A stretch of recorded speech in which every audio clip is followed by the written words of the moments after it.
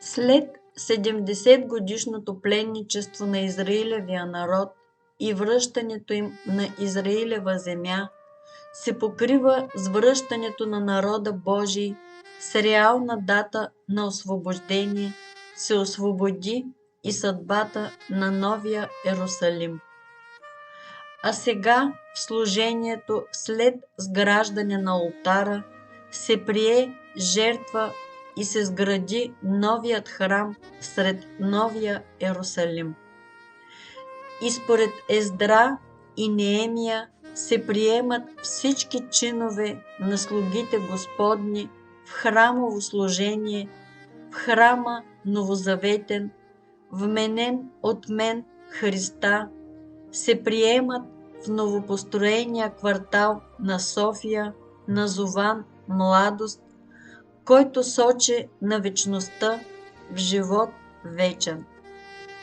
А строежът, в който изпълних служението, вменям за нов Йерусалим, явен по съдби горе в небето, на когото едва сега ще реша и приема съдбите в единство със старозаветното сянково служение чрез пленничеството си в древността.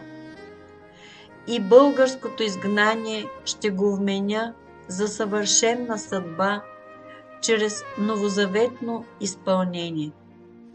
До тук всички сенки се покриха с реално решена съдба от съд велик. И това съдебно решение в небесно изпълнение начна от решението в съдбата на двамата борци и двете свещени служения на двете воинства и чиновете им. А след решение те се строиха в употребление. Строи се олтарът свещен на служение по чин Авел. И покриха се съдбите му с новоерните притчи за 10 девици.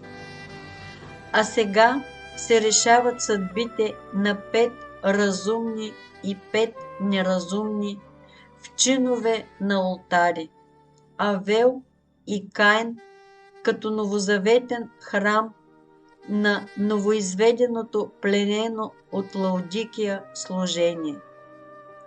А Лаодикия се представя от Юда, духовно общество, и Израил, законник, 2 крила, 2 деноминации с пленено, разединено служение, като 50-но и адвентно служение.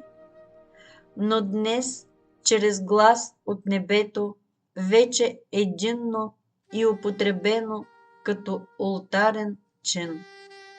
И съдбата ще се реши чрез съда, като се приеме и се покрие със сянковото служение в Ездра и Неемия и се въведе в храмово служение след освобождение на Новия Йерусалим и храма духовен сред него. Сянката посочи новоерното развитие на духовния път на Божия народ и веста всред него в служение, което водеше борба сред всички народи и племена от езици и колена.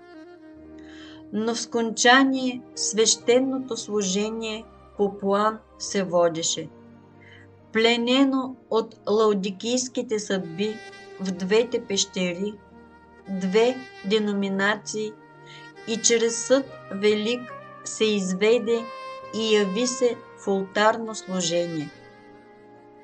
И сега свидетелствено то се оформи и продължи с простиране на спасителния план чрез словото манна от Ханаан, грозда, внесен от съгледателите, светлината на 4-ти ангел и гласа, Навин и Халев, и въведен бе в новия храм.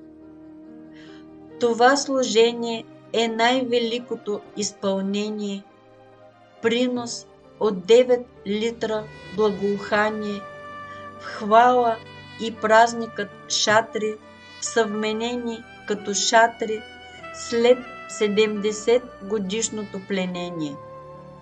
А сега явява се освобождение.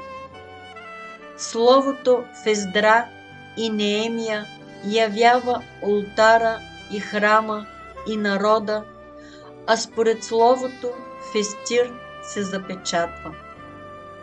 Народът в запечатване е едно, а олтарното храмово служение е друго. Освободеното служение чрез извеждането му от Лаодикия, Юдино и Израилево изпълнение е вменено за новоерно ерусалимско служение. Всичкото това събитие на извеждане от Лаодикия и въвеждане в олтарно служение се приключи. В 1970 година се запечата Юда, народът Божий, освободен от греха, смъртта, според сянковото служение в Естир.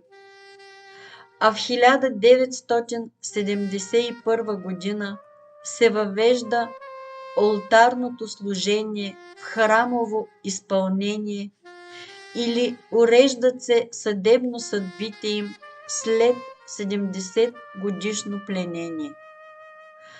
А личният първи свещен чин е строен като стена според словото в Ездра и Неемия.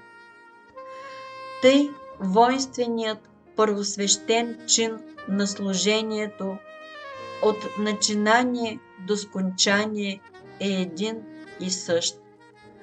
Съдбите им са запечатани чрез живите представители, навлезли в свято свещено служение в запечатващи съдби. Във водещата се борба се освободи служението и се запечата народът. Въведе се олтарът в служение и храмовото изпълнение според чиновите Ездра и Неемия. 1970 година.